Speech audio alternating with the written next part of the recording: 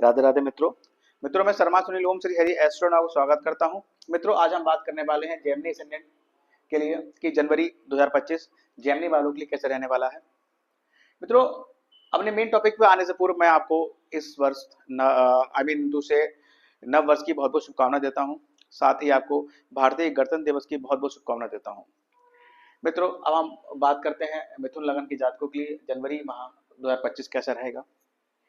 मित्रों, यदि आपके वर्क चार्ट में फर्स्ट हाउस में 3 नंबर राशि पड़ी, then you are a Gemini ascendant. और ये वीडियो जो है on the basis of transit, ये आपके काम का है। अब अपने मुख्य शीर्षक पर आने से पूर्व मैं बात करता हूं कि मिथुन लग्न के जो लोग होते हैं, जेमिनी वाले जो होते हैं, वो कैसे होते हैं, क्या स्वभाव होता है उनका। हम सब जानते हैं कि जेमिनी के जो ऑनर होते हैं वो मरकरी देव होते हैं, गुरु यानी कि बुध देव जी होते हैं। और बुध देव जो होते हैं वह वाणी के कारक होते हैं, बुद्धि के कारक होते हैं, तर्क वितर्क के कारक होते हैं। तो जेमिनी वाले लोग जो मेन रूप से जिनमें अच्छा होल्ड होता है, वो तर्क वितर्क का काम इनसे बहुत अच्छा करा सकते हैं। लेखन कार्य होता है या फिर कॉमेडी होती है, यानी कि वो सारे कार्य जो बुद्धि के माध्यम से कर सकते हैं उनमें ये दक्ष होते हैं। एक अच्छे ऑब्जर्वर होते हैं, ऑब्जर्वेशन इनकी बहुत अच्छी होती है। साथ ही ये बिजनेस माइंडेड होते हैं, क्योंकि बुध व्यापार का कारक भी होता है, इसलिए बिजनेस माइंडेड भी लोग होते हैं। अब बात करते हैं जेमिनी असेंडेंट जनवरी 2025 कैसा रहेगा।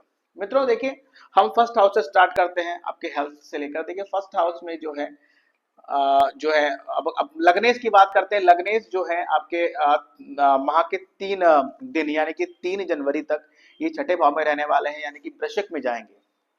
वृश्चिक में जाएंगे तो कहीं ना कहीं आपको इस चीज का ध्यान रखना पड़ेगा महीने के शुरू के 3 दिन तक, कि आप को मतलब अपनी बॉडी पर कंट्रोल रखना पड़ेगा। आप कहीं मतलब होता ना, तीखे व्यंग ना करें या कुछ ऐसा बोल दें किसी को जो उसको ठेस पहुंचे, उसके मान सम्मान को ठेस पहुंचे और वो आपसे बुराई बोल ले। क्योंकि आपकी विशेषता होती है, आप बहुत टॉकेटिव होते हैं, यानी बहुत ज्यादा बात करते हैं, और ज्यादा बात करते हैं इसलिए आपके मित्र ज्यादा बनते हैं, और उन्हीं में से 2-4 शत्रु खड़े हो जाते हैं। तो इस तरह की चीजें आपके साथ रहती हैं, ये आप भी भली बातें परिचित होंगे। इसके अलावा साथ ही देखिए बात करें लगन की, देखिए सेकंड हाउस में मंगल देव जी विराजमान है, जो कि नीच के हैं। और मंगल जो है आपके लिए 11th लॉर्ड और 6th लॉर्ड होते हैं, यानी कि आपके आयश या लाभेश कह लीजिए, या फिर रोग रिपु और ऋण के कारक होते हैं। मंगल रेट्रो है तो ये आपके लगन का एक्सपेक्ट करेंगे, इनका जो फेस होगा उधर होगा, तो कहीं ना कहीं यहाँ पर आपको ये रोग शत्रु देंगे। हालांकि आय देंगे, आय तो देंगे, हाँ इस भाव का भी लाभ देंगे, साथ ही ये भी चीजें करेंगे। तो कहीं ना कहीं आपको हेल्थ इशू रह सकता है। कह सकते हैं कि चेस्ट इन्फेक्शन, नेक इन्फेक्शन, हीमोग्लोबिन डाउन रह सकता है, या फिर ब्लड से रिलेटेड कोई भी समस्या आपको रह सकती है। क्योंकि बुध भी छठे भाव में है, तो कहना कि दांतों से संबंधित प्रॉब्लम, नर्वस सिस्टम से संबंधित प्रॉब्लम आपको रह सकती है। तो थोड़ा अवेयर रहें इस पीरियड में। इसके बाद बात करते हैं, देखिए अब साथ ही मंगल की भी थोड़ी बात और कर लेते हैं, क्योंकि सेकंड हाउस में अगर बात की जाए तो रेट्रो है, इनका फेस इधर है, प्रभाव अधिकांशता इधर का देंगे, लेकिन चूंकि सेकंड हाउस में बैठे हैं तो पॉसिबिलिटी है। और साथ में बुध भी यहाँ बैठे हैं वृश्चिक के, तो आप अपनी वाणी के मतलब आप, क्योंकि आप एकदम बोल देते हैं, सच बोल देंगे या फिर तीखा बोल देंगे, तो कहीं ना कहीं आपके परिवार में आपका मनमुटाव हो सकता है, कोई दूरियां पड़ सकती हैं, तो ये सब चीजें ना कीजिएगा। साथ ही अब बात करते हैं थर्ड हाउस की। देखिए थर्ड ऑनर जो थर्ड लॉर्ड है वो आपके 13 जनवरी तक सप्तम हाउस 7th हाउस में रहेंगे। तो कहीं ना कहीं आपकी अपनी पत्नी के साथ छोटी मोटी यात्राएं हो सकती हैं। अगर आप साझेदारी का बिजनेस करते हैं, पार्टनरशिप बिजनेस करते हैं, तो कहीं ना कहीं उस बिजनेस के थ्रू अपने पार्टनर्स के साथ या बिजनेस को प्रोग्रेस करने के लिए आपकी छोटी मोटी यात्रा आप कर सकते हैं। उसके बाद जैसे ही थर्ड लॉर्ड आपके 14 जनवरी को ये यहाँ आ जाएंगे, यानी कि मकर संक्रांति वाले दिन आ जाएंगे, मकर राशि में आ जाएंगे। सूर्य का मकर राशि में प्रवेश ही मकर संक्रांति कहलाता है। तो उस बीच आपको जो है अपनी छोटी मोटी जो छोटी यात्रा आप करते हैं उसमें आपको सावधानियां बरतनी रहेंगी, क्योंकि वो थर्ड लॉर्ड का अष्टम भाव बैठना कहीं ना कहीं छोटी यात्राओं के लिए संघर्ष देता है। क्योंकि ये भाव आपका पड़ोसियों का होता है, आपके सिबलिंग का होता है, तो कहीं ना कहीं ये दो रिश्ते, इनमें भी कहीं ना कहीं, इनके रिलेशन में भी कहीं ना कहीं मनमुटाव, संघर्ष दिख रहा है। लेकिन अगर आप इस बीच में कहूं कि आप जो काम धंधा है, यानी कि आप उद्योग सेक्टर से जुड़े हुए हैं, इंश्योरेंस सेक्टर जुड़े हुए हैं, या सर्विस सेक्टर से जुड़े हुए हैं, तो सर्जरी के प्रोडक्ट वगैरह बनाते हैं उससे जुड़े हुए हैं, तो कहीं ना कहीं ये जो यात्राएं छोटी मोटी होंगी ये आपके इन उद्योग धंधों के को लाभ पहुंचाने के लिए होंगी। लेकिन अगर आप इस भाव से जुड़े नहीं हैं तो आपको अपनी यात्रा में सावधानियां बरतनी अनिवार्य रहेंगी। अब बात करते हैं फोर्थ हाउस। ये फोर्थ हाउस में देखिए केतु बैठे हुए हैं, केतु देव बैठे हुए, माता का ये माता का भाव है आपके, ये आपके भूमि भवन का भाव। तो कहीं ना कहीं ये पीरियड जो है केतु जहां बैठते हैं वहां आपको असंतुष्टि देते हैं, डिससेटिस्फेक्शन देते हैं, डिटैचमेंट देते हैं। तो कहीं ना कहीं माता से अलगाव हो सकता हो, या माता से दूरियां बन रही हो, या माता की बातें समझ में ना आ रही हो, जो भी चीज रहती हो कहीं ना कहीं अलगाव दिखेगा, साथ ही उनसे असंतुष्टि दिखेगी। घर आपको हो सकता है घर ना हो, या फिर घर हो छोटा घर हो उससे आप संतुष्ट ना हो, गाड़ी ना हो, गाड़ी नहीं ले पा रहे हो, या फिर गाड़ी हो तो गाड़ी छोटी हो या ओल्ड गाड़ी हो जिससे आप संतुष्ट ना हो, इस तरह की चीजें यहाँ रह सकती हैं। साथ ही केतु यहाँ बैठे हैं तो कहीं ना कहीं घर में थोड़ा संघर्ष या तनाव का माहौल यहाँ बनेगा। अब बात करते हैं, देखिए फिफ्थ हाउस में फिफ्थ लॉर्ड आपके बैठे हैं, फिफ्थ लॉर्ड आपके बैठे हैं ये लाभ उसमें भाग्य भाव में बैठे हैं। बहुत अच्छी पोजीशन है, यानी कि एक त्रिकोण भाव के स्वामी का दूसरे त्रिकोण भाव में बैठना बहुत अच्छा माना जाता है, बहुत अच्छी पोजीशन है। पंचमेश का यहाँ बैठना तो पॉसिबिलिटी है, अगर आप स्टूडेंट हैं तो क्योंकि इनका जो इनकी तो दूसरी राशि पड़ी है वो यहाँ 12th हाउस में पड़ी है, तो पॉसिबिलिटी ये है कि देखिए कि कोई हायर स्टडी करने के लिए आप विदेश भी जा सकते हैं। साथ ही ये पॉसिबिलिटी भी है कि आप कोई स्पिरिचुअल यात्रा पे जा सकते हो, ये पॉसिबिलिटी भी है। और अगर ओवरऑल बात की जाए आपकी पढ़ाई के, देखिए जुपिटर भी रेट्रो है तो यहाँ का एस्पेक्ट देंगे तो कहीं ना कहीं आपको कम मेहनत में अच्छे रिजल्ट मिल सकते हैं, या कहीं ना कहीं आपको पढ़ाई के क्षेत्र में मान सम्मान की प्राप्ति हो सकती है। सेम एज अगर आप किसी से कोई आपका मतलब लविंग पर्सन है उसके साथ भी आपकी ट्यूनिंग अच्छी रहेगी इस पीरियड में।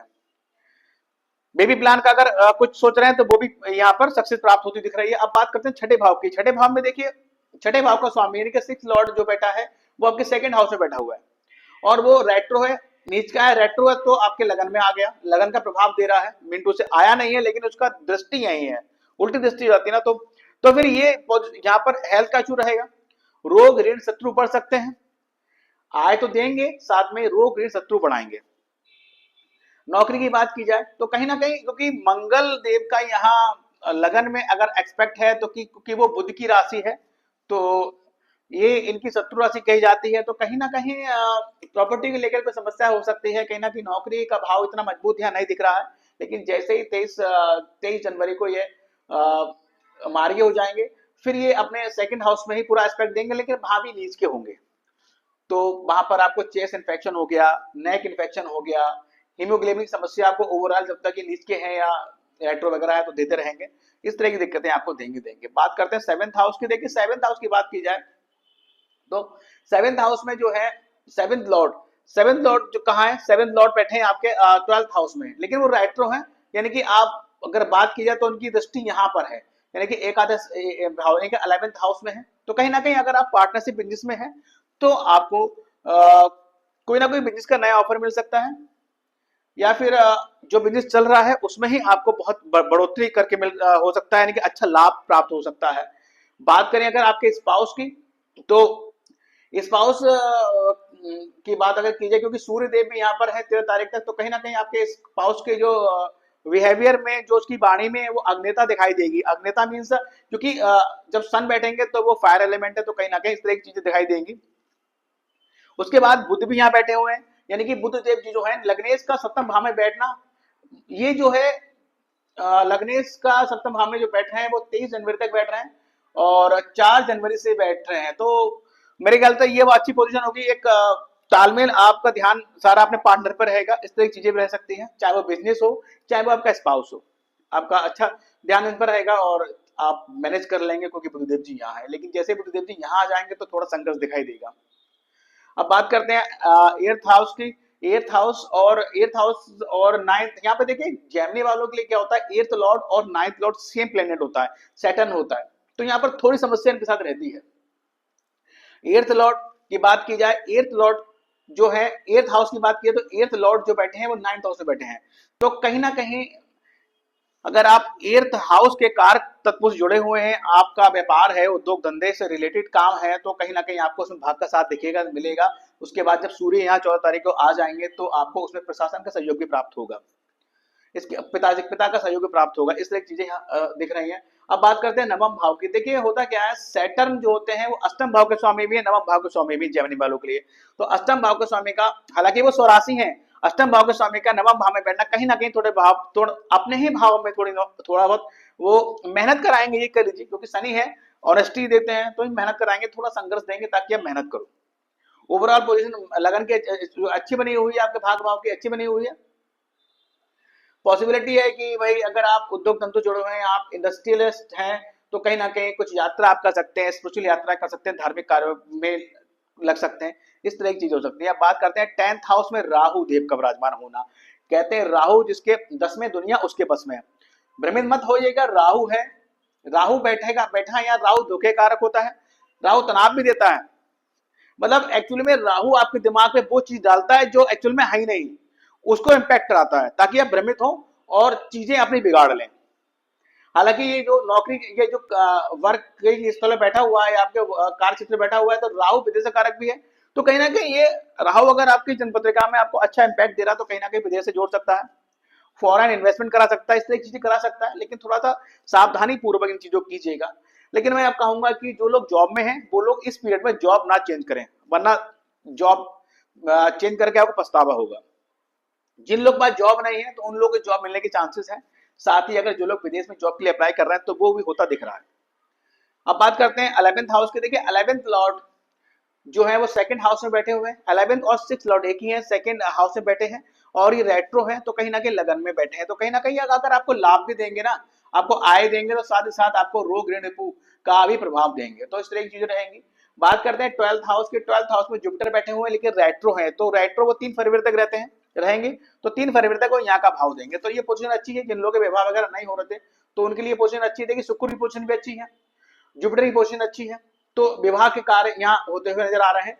साथ ही जुपिटर जब यहाँ बैठेंगे तो new source of income generate करते हैं, यानी कि इस पीरियड में जब से गुरु रेट्रो हैं, जेमिनी वालों के लिए कहीं ना कहीं वो फील किए होंगे कोई ना कोई new source of income generate हुई होगी, या फिर जो व्यापार कर रहे हैं उसी में उनको मुनाफा बढ़ गया होगा।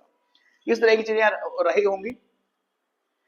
इसके अलावा देखिए कुछ तिथियां हैं, इसमें मैंने एक अमावस्या तिथि देखो पड़ रही है 29 जनवरी को, मौनी अमावस्या, यानी कि वो अमावस्या जिस दिन आप व्रत करते हैं तो एक संकल्प लेते हैं कि मैं दिन भर कुछ नहीं बोलूंगा, तो वो मौनी अमावस्या कहलाती है। अगर आपकी जन्म पत्रिका में कहीं भी राहु का प्लेसमेंट अच्छा नहीं है, या राहु की नेगेटिविटी आपको प्राप्त हो रही है, राहु से अच्छे रिजल्ट नहीं मिल रहे हैं, तो उसके बुरे जो है रिजल्टों को दूर करने के लिए आपको अमावस्या वाले दिन सुबह जल्दी उठकर आपको श्री विष्णु सहस्त्रनाम का पाठ करें। साथ ही बहते जल में नारियल प्रभावित करें। अगर ये व्यवस्था ना हो बहते जल की, तो किसी ना किसी मंदिर में जाकर आप यथाशक्ति नारियल दान कर सकते हैं।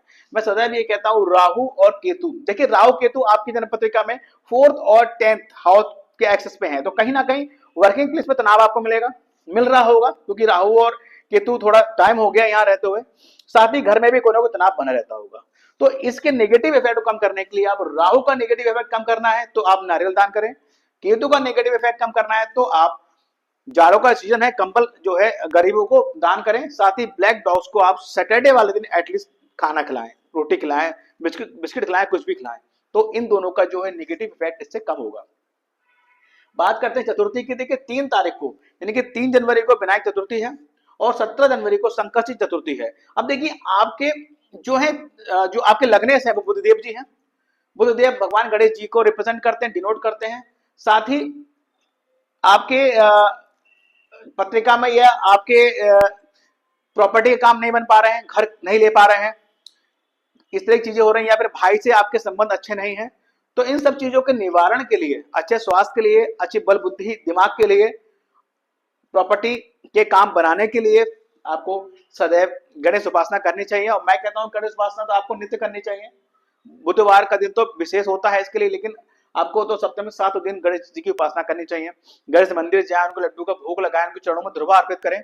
इससे आपका स्वास्थ्य अच्छा बना रहेगा, मन अच्छा बना रहेगा, बुद्धि विवेक अच्छा काम करेगा। साथ ही जो प्रॉपर्टी के काम नहीं बन पा रहे थे वो सब बनते हुए नजर आएंगे। भाई से संबंध भी अच्छे होते दिखाई देंगे, उनमें इंप्रूवमेंट होता दिखाई देगा। इसके अलावा देखिए प्रदोष व्रत की बात करते हैं। 11 जनवरी को शनि प्रदोष है, और 27 जनवरी को जो है सोम प्रदोष है। आपके देखिए सेकंड हाउस में 4 नंबर राशि पड़ेगी, जो कि चंद्र देव को डिनोट करती है, और चंद्र देव जी भगवान शिव जी को डिनोट करते हैं। तो कहीं ना कहीं अगर आपको कह दीजिए आपकी माता से आपके अच्छे संबंध नहीं है, आपको धन की प्राप्ति नहीं हो रही है, परिवार से दूरी बनी हुई है, इस तरह के मन आपका जो है व्याकुल रहता है, उसमें स्टेबिलिटी नहीं है, तो इन सब चीजों के पॉजिटिव रिजल्ट पाने के लिए आपको प्रदोष व्रत करना चाहिए। इस दिन आप व्रत रख सकते हैं। यदि आप व्रत रखने की आप में सामर्थ्य नहीं है, नहीं रख पा रहे हैं, तो आप उस दिन शिवालय जाएं, वहां में शिवलिंग पर जलाभिषेक करें, उन्हें क्षमा याचना करें, उनकी पूजा पाठ करें, तो कहीं ना कहीं आपको सेकंड हाउस या माता से रिलेटेड जो भी परेशानी आपको हो रही है वो सब उन सब में सुधार होता हुआ आपको नजर आएगा। इसके अलावा देखिए मैंने कुछ डेट्स लिखी हैं, इन डेट्स में आप जैसे मैं आपको रिकमेंड करूंगा कि कोई भी निर्णय जो आपके निजी लाइफ से रिलेटेड हो, आपके व्यापार से रिलेटेड हो, आपकी जॉब से रिलेटेड हो, प्लीज ना लें। वो तिथियां आप नोट कर लीजिए, 4, 5, 17, 18, 27 और 28, यानी कि 4, 5, 17, 18, 27 और 28 जनवरी, ये वो तिथियां हैं। इन तिथियों में कोई भी महत्वपूर्ण निर्णय आप ना लीजिएगा, उसको पोस्टपोन कर दीजिएगा आगे के लिए। इसके अलावा देखिए बात करते हैं जेमिनी वालों के लिए। जेमिनी वालों के लिए मैं विशेष तौर पर एक बात कहता हूं कि आप लोग बहुत ज्यादा बात करते हैं, जिस कारण आपके शत्रु बनते हैं। और देखिए शत्रु भाव में पड़ी है 8 नंबर राशि, शत्रु सदैव आप पर भारी पड़ते हैं, तो कम मित्र बनाइए, कम बोलिए, ताकि शत्रु कम बने और आपको कम जो है उनसे नुकसान हो। साथ ही मैं आपको ये भी रिकमेंड करता हूं कि अगर जितना हो सके उतना डिनाई कीजिए, लोन वगैरह मत लीजिए, वरना आपके लोन लंबे चलने वाले होते हैं, जल्दी निपटने का नाम नहीं लेते हैं। इस तरह की चीजें आपके साथ रहती हैं। कोर्ट के जरिए किसी कार्य में ना उलझे, वरना समस्या होती है। इसके अलावा देखिए मैंने कुछ राशियां लिखी हैं जो आपकी लकी राशियां होती है, यानी जेमिनी के लिए कौन सी फेवरेबल राशियां होती है, वो राशियां बता रहा हूं आपको। एरीज, लियो, लिब्रा, सेटेरियस और एक्वारियस, यानी कि मेष, सिंह, तुला, धनु और कुंभ राशि।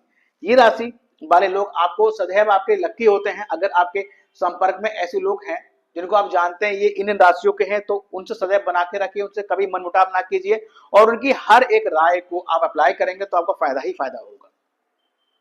इसके अलावा मित्रों मैंने कुछ पॉइंट्स में लिख दिया है, इसमें थोड़ा नजर डाल लेते हैं कि देखिए मैंने बोला है फर्स्ट लिखा है हेल्थ इशू रह सकता है, मैंने बोला कंट्रोल योर लैंग्वेज, मैंने ये भी बताया आपको मनी रिसीव ऑन प्रॉपर्टी, ठीक है, अगर क्योंकि हो सकता है इस बीच आपको प्रॉपर्टी का सेल करें, उससे आपको मनी प्राप्त हो, क्योंकि मंगल आपके जो है लावेश हैं और आपके साथ ही रोगेश भी हैं। अवॉइड आर्गुमेंट फ्रेंड्स, ठीक है, आप अपने फ्रेंड को 11th हाउस से हम फ्रेंड को भी देखते हैं। शॉर्ट ट्रेवलिंग विद स्पाउस और business partner, be careful short trip, 13 तारीख के बाद आपको अपने शॉर्ट ट्रेवलिंग पे थोड़ी सावधानियां बरतनी पड़ेंगी। चेक चेस्ट नेक इन्फेक्शन हो सकता है, आपको हीमोग्लोबिन प्रॉब्लम हो सकती है, डिटैचमेंट विद मदर, मदर के साथ दूरियां बन सकती है, एंटीसेटिस्फैक्शन विद लैंड प्रॉपर्टी व्हीकल्स, ये हो सकता है। स्टूडेंट के लिए ओवरऑल गुड टाइम है। और स्पिरिचुअल ट्रेवलिंग हो सकती है, आपकी आपके स्पाउस के साथ कर सकते हैं, और साथ ही जो आपके चाइल्ड है उनके साथ आप कर सकते हैं। न्यू जॉब अगर है, न्यू जॉब की बात करें तो बेटर स्थिति जो बनेगी वो थोड़ा बाद में बनेगी 20 तारीख के बाद। और बिजनेस के लिए मैंने यस बोला, new source of income generate हो सकती है, हो गई होगी, क्योंकि जुपिटर इस समय आप महसूस कर रहे होंगे कोई ना कोई एक नया सोर्स आपके इनकम का जनरेट हुआ होगा इस पीरियड में, जब से जुपिटर जो है रेट्रो हुए हैं। बिजनेस बहुत प्रोग्रेसिव हो सकता है। सम इश्यू ऑफ लक, ठीक है, don't change your job. Some issue of working place, Rahu बैठे हुए हैं। अवार्ड इफ स्टूडेंट, तो आपको अवार्डेड हो सकते हैं। हायर स्टडी के लिए आप फॉरेन ट्रिप जा सकते हैं। ये कुछ मेन पॉइंट मैंने लिख दिए हैं जो आपके काम में आएंगे। इसके अलावा अगर बात करें आपके लिए रेमेडीज की बात करें, देखिए तो रेमेडीज में मैंने बोला कि आपके गणेश भगवान जी जो है, आपके या कहिए बुद्ध देव जी जो है आपके मुख्य कारक ग्रह है, तो आप सदैव गणेश जी की पूजा कीजिए, बुद्ध के बीज मंत्रों का जाप करें, बहुत स्वास्थ्य में आपको फायदा होगा। माता लक्ष्मी की पूजा कीजिए, बहुत प्रोग्रेसिव ये रेमेडीज मैंने बताया। साथ ही अगर स्टोन की बात करें, पन्ना पहली ओपल पहन सकते हैं। और इसके अलावा आप अगर रुद्राक्ष धारण करना चाहते हैं, जो 14 मुखी रुद्राक्ष आपके लिए बहुत अच्छा रहेगा। साथ ही देखिए मैं स्टोन के लिए सदैव आपसे कहता हूं कि स्टोन हम एक जनरल इंफॉर्मेशन के अकॉर्डिंग या जनरल इस चार्ट के अकॉर्डिंग आपको रिकमेंड करते हैं, लेकिन मैं इसके पीछे ये बात भी कहता हूं कि कोई भी स्टोन धारण करने से पूर्व अपनी जन्मपत्रिका का एक बार विश्लेषण अवश्य करा लें, उसके उपरांत एडवाइस टू एस्ट्रोलॉजर आप स्टोन धारण करें। अब बात करते हैं 14 मुखी रुद्राक्ष की, तो वो आप धारण कर सकते हैं, वो आपके लिए बहुत बेनिफिशियल रहने वाला है। देखिए जेमिनी वालों के लिए एक अच्छी चीज क्या होती है, जो उनकी माता होती है ना, वो देखिए वर्गो राशि पड़ी हुई है, तो कहीं ना कहीं इनकी माताएं बहुत जो नाप तोल के यानी कह लीजिए कम बजट में अच्छा वो करने वाली होती हैं, बहुत केयरिंग नेचर की होते हैं। और पिता इनके बहुत स्पिरिचुअल होते हैं, वाइफ भी इनकी स्पिरिचुअल होती हैं, शत्रु तगड़े पड़ते हैं आप पे, बच्चे आपके क्योंकि जो है लिब्रा राशि होती है तो बच्चे भी आपके बहुत बैलेंसिंग होते हैं, बैलेंस बना के रखते हैं, इस तरह की चीजें रहती हैं। पड़ोसी जो है आपके बहुत रुआबदार होते हैं, कोई प्रशासनिक सेवा में हो सकते हैं, भाई बड़े भाई बहन है वो भी प्रशासनिक सेवा में हो सकते हैं, इस तरह की चीज रहती है। तो मित्रों एक छोटा सा विश्लेषण था जेमिनी एसेंडेंट के ऊपर, माह जनवरी 2025 उनके लिए कैसा रहेगा। ये वीडियो अगर आपको पसंद आए तो उसको लाइक कीजिएगा, और जिन लोगों ने हमारा चैनल ओम श्री हरि एस्ट्रो सब्सक्राइब नहीं किया तो प्लीज सब्सक्राइब माय चैनल। साथ ही मैं आपसे रिक्वेस्ट करता हूं कि अगर आपके संपर्क में जो भी जेमिनी एसेंडेंट हैं उनको ये वीडियो शेयर कीजिएगा, ताकि वो जाने जनवरी का महीना उनके लिए कैसे रहने वाला है। साथ ही देखिए एक और चीज मैं बताना रह गई कि देखिए मैंने बोला कि सूर्य का मकर राशि में प्रवेश मकर संक्रांति कहलाता है। अब सूर्य को अब देखिए इस वर्ष पूरे 12 वर्षों के बाद एक बार महाकुंभ का आयोजन होता है प्रयागराज में, जो कि 13 जनवरी से स्टार्ट हो रहा है, 26 फरवरी 2026 तक रहने 2026 सॉरी 13 जनवरी से स्टार्ट होगा और वो 26 फरवरी तक रहेगा।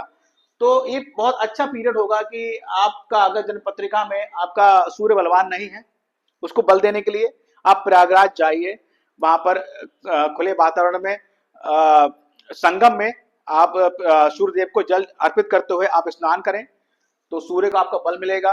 कहीं भी कोई प्रॉब्लम आपको है कि सूर्य राहु का संबंध बन रहा है, ग्रहण योग लग रहा है, उससे समस्या आ रही है, तो इसका निवारण भी यही एक अच्छा साधन है। तो आप प्रयागराज जाएं, महाकुंभ में स्नान करें, वहां स्नान करें, जाप करें, पुण्य अर्जित करें, दान करें, ये आपके सूर्य को बहुत बल देगा। तो मित्रों इन्हीं सब जानकारी के साथ मैं आपसे विदा लेता हूं। Thank you very much. Radhe Radhe.